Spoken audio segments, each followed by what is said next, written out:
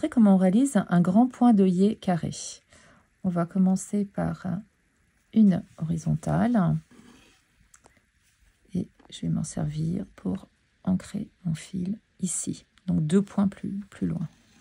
Alors quand je dis 2 points, c'est bien 1 et 2, je ne compte pas le premier point. Là, je vais passer mon fil dans mon petit lasso. Et j'arrive ici. Alors, ce point-là, on va considérer que c'est notre milieu. Et tous nos points, on va broder dans le sens des aiguilles d'une montre. On va remplir un carré. Donc là, ça va être un grand carré.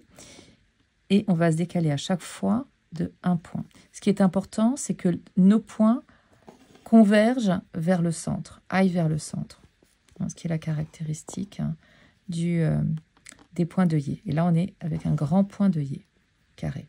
Donc là, j'ai fait la moitié d'un côté. Quand j'arrive ici, je me décale légèrement à droite pour marquer l'angle et je continue à progresser. De la façon suivante, je me décale de 1. Voilà, mon 3e point. 4e. Et là, je vais atteindre mon 2e angle. Donc, par côté, je dois avoir 1, 2, 3, 4, 5. J'ai 5 branches qui partent, qui sont séparées d'un point et qui convergent toutes vers le centre. Donc là, je vais en faire également 5. Là, quand j'en suis à 3, on voit que j'ai la moitié de mon carré qui est brodé. Donc, je continue à broder. Là, j'ai 4 branches. Je vais faire la 5e et j'arrive donc à mon 3e angle.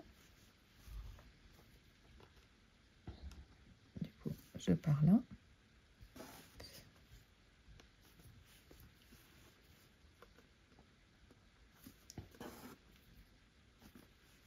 Là, je vais arriver à mon 4e angle. Donc là, j'ai 4 branches. Je fais la 5e. Voilà. Et donc là, on voit qu'il reste une branche ici à faire pour avoir bien 5 branches de côté. Et là, mon grand point d'œillet en carré est terminé. Et on voit bien qu'on est dans la famille des points d'œillet puisque j'ai effectivement ce petit point d'œillet qui a été dessiné au fil des différents passages, des longueurs de points qui matérialisent donc ce petit œillet qui se forme dans le centre de mon carré.